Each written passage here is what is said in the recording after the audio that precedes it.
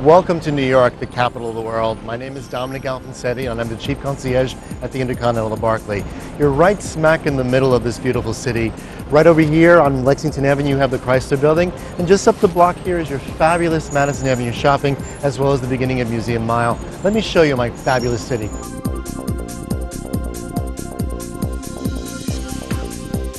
As we take a short walk towards Rockefeller Center, I just want to share some history about the InterContinental Barclay. It used to be the former site of the Vanderbilt Mansion, with private train platforms running underneath the building. You didn't think we would send you to church for lunch or afternoon tea, but we have St. Bart's, which is a block away from the hotel on Park Avenue. The interesting thing about St. Bart's is that they have a terrace. What they've done, as you can see here, is they've turned it into a lovely cafe. You can have a fabulous lunch and or an afternoon tea right here at St. Bart's. Down the street from the hotel on Park Avenue and 53rd is one of those little known architectural gems. It's Lever House, which is right here. It was the first skyscraper built of glass and steel. So it's right by the hotel, and it just happens to be right here on Park Avenue.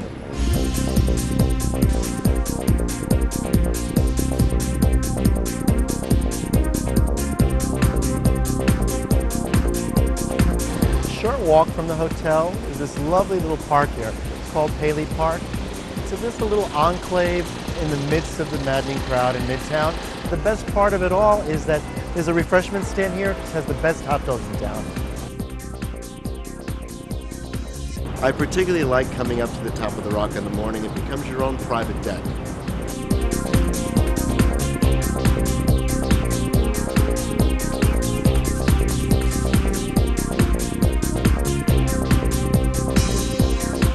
Everybody comes to New York to shop.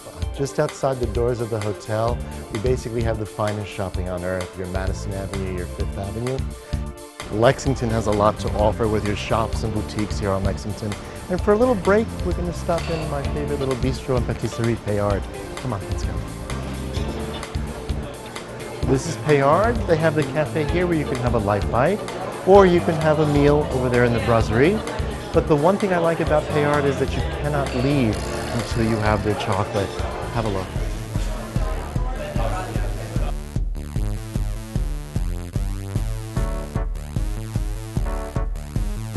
Soho, the area south of Houston Street.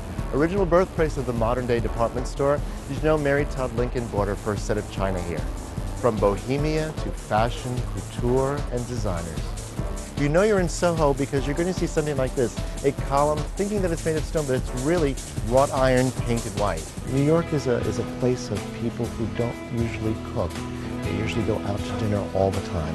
I love to send my guests to the River Cafe because when they're looking for a restaurant with a fabulous view of the city, you cannot beat the ambiance. The view is absolutely spectacular.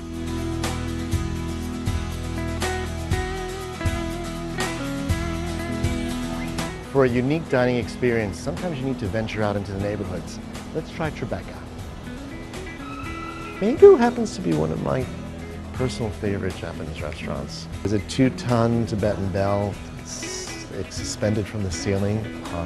Under the bell, there's a life-size ice sculpture of Buddha with fire in a reflecting pool, and that just sets the tone for a fabulous dining experience. If you're out to impress, this is the place.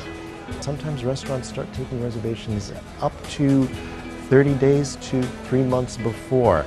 So, you know, when you're coming in on the weekend and you expect one of those top 10 restaurants, you need to call me. I'll be more than happy to take care of that for you. There are many happening places in New York, and just a few short blocks from the hotel is Central Park. There's so many things to do in Central Park. You can rent a boat, have lunch at the boathouse, or right over here you can rent a bike and explore the park on your own, or even just walk around and do people watching. Did you know Central Park had 2 zoos? The Children's Zoo and the regular zoo. The admission here will be good for both of them. Times Square, the theater district. There's only about 2 theaters that are actually on Broadway. It's not so much the location that differentiates whether your show is on Broadway or off Broadway, it's the number of seats. People come and ask me where the happening places are in New York. Well, New York has always been happening. It just depends on where the happening takes place. At the moment, it's the meatpacking district, which is undergoing a tremendous renaissance. At night, the red carpet comes out, velvet ropes come out, and all the nightclubs seem to just pop out of nowhere. It's just one very, very happening place.